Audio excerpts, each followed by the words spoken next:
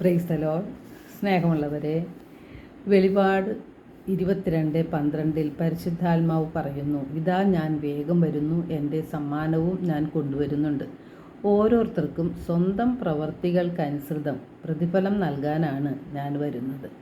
നമുക്ക് വളരെയേറെ പ്രതീക്ഷയും പ്രത്യാശയും സന്തോഷവും സമാധാനവും നൽകുന്ന ഒരു തിരുവചനമാണ് ഇത്. എല്ലാ തിരുവചനങ്ങളും ആശ്വാസപ്രദങ്ങളാണ്. എന്നാൽ ഈ ഒരു തിരുവചനത്തിന് പ്രത്യേകതയുണ്ട്. കാരണം നമ്മുടെ കഷ്ടപ്പാടുകൾക്കും നമ്മുടെ ദുഃഖദുരിതങ്ങൾക്കും നമ്മുടെ സഹനങ്ങൾക്കും അതുപോലെ നാം ചെയ്യുന്ന ഓരോ പ്രവൃത്തികൾക്കും പ്രതിഫലം നമുക്ക് ലഭിക്കും. തിന്മ ചെയ്യുകയാണെങ്കിൽ തിന്മയുടെ പ്രതിഫലവും നമുക്ക് ലഭിക്കും. അപ്പോൾ നന്മ ചെയ്തുകൊണ്ട് പ്രത്യാശയോടെ മുന്നോട്ട് പോകാനുള്ള ഒരു ശക്തിയാണ് ഈ തിരുവചനത്തിൽ നിന്നും നമുക്ക് ലഭിക്കുന്നത്. നമ്മുടെ പ്രവർത്തികൾക്കനുസരിച്ചുള്ള പ്രതിഫലമാണ് യേശു തൻ്റെ രണ്ടാമത്തെ ആഗമനത്തിൽ നമുക്ക് നൽകാൻ പോകുന്നത്. നല്ല രീതിയിൽ ദൈവകൽപ്പനകൾ അനുസരിച്ച് ജീവിച്ചവർക്ക് ലഭിക്കുന്നതാണ് പ്രതിഫലമാണ് നിത്യജീവൻ. എന്നാൽ തിന്മ ചെയ്ത് ജീവിക്കുന്നവർക്കുള്ളതാണ് നിത്യ നരകം. വിശുദ്ധ മത്തായിയുടെ സുവിശേഷം 3:10 സ്നാപക യോഹന്നാൻ വിളിച്ചു പറഞ്ഞു, വൃക്ഷങ്ങളുടെ വേരിന് കോടാലി വെച്ച് കഴിഞ്ഞു. നല്ല ഫലം കായ്ക്കാത്ത വൃക്ഷങ്ങളെല്ലാം വെട്ടി തീയിലെറിയും. ഈ തിരുവചനവും നമുക്ക് ലഭിക്കാൻ പോകുന്ന കാര്യത്തെക്കുറിച്ചാണ് സൂചിപ്പിക്കുന്നത്.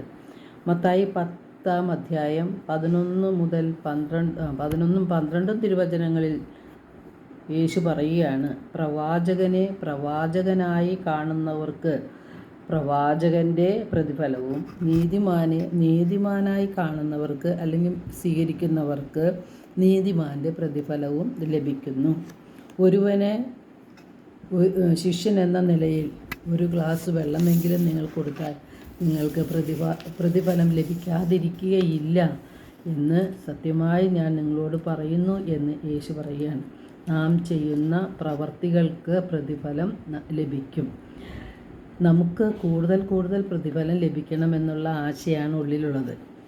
അങ്ങനെയെങ്കിൽ നാം എന്താണ് ചെയ്യേണ്ടത്? മറ്റുള്ളവർ നമ്മെ ദുഷിച്ച് സംസാരിക്കുമ്പോൾ, നമ്മെപ്പറ്റി അപവാദങ്ങൾ പറഞ്ഞ് പരത്തുമ്പോൾ, ഇല്ലാത്ത കാര്യങ്ങൾ ഉണ്ടാക്കി പറയുമ്പോൾ നാം കൂടുതൽ സന്തോഷിക്കണം. അപ്പോഴാണ് നമുക്ക് പ്രതിഫലം കൂടുതലായിട്ട് ലഭിക്കുന്നത്. ശത്രുക്കളോട് നാം ക്ഷമിക്കുമ്പോൾ നമ്മുടെ പ്രതിഫലം വലുതായിരിക്കും.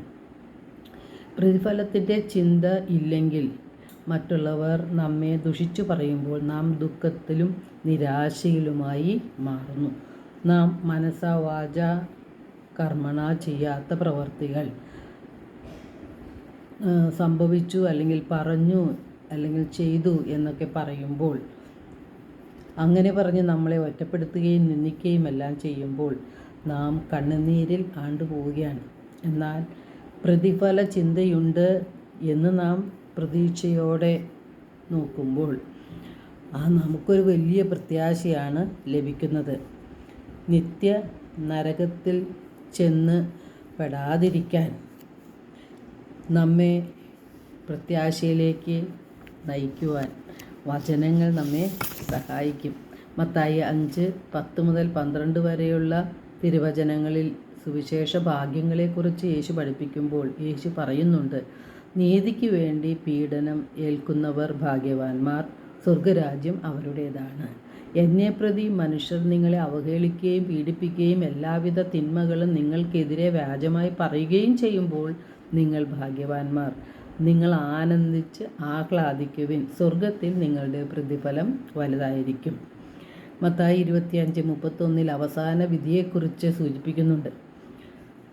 വസ്ത്രം ഇല്ലാത്തവന് വസ്ത്രം കൊടുക്കുന്നതും ആഹാരമില്ലാത്തവന് ആഹാരം കൊടുക്കുന്നതും വിശക്കുന്നവനുമായിട്ട് നമ്മുടെ ഭക്ഷണം പങ്കുവെക്കുന്നതും അവഗണനയിൽ കഴിയുന്നവരെ പരിഗണിക്കുന്നതും ദുഃഖിതരെ ആശ്വസിപ്പിക്കുന്നതും രോഗികളെ സന്ദർശിക്കുന്നതും എല്ലാം നമുക്ക് സ്വർഗരാജ്യം നേടിത്തരും.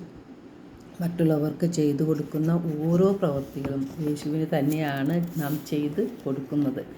അപ്പോൾ നമുക്ക് ലഭിക്കുന്ന പ്രതിഫലവും വളരെ വലുതാണ്. ലൂക്കാ 10:36 നല്ല സമറിയാക്കാരൻ്റെ ഉപമയിൽ യേശു പറയുന്നുണ്ട്, നീയും പോയി അതുപോലെ ചെയ്യുക എന്ന്. നമ്മുടെ സഹായം അർഹിക്കുന്നവരായി കാണുന്ന വ്യക്തികളെയെല്ലാം നമ്മുടെ സഹോദരങ്ങളാണ് എന്നുള്ള ആ ഒരു ബോധ്യം നമുക്കുണ്ടായിരിക്കണം.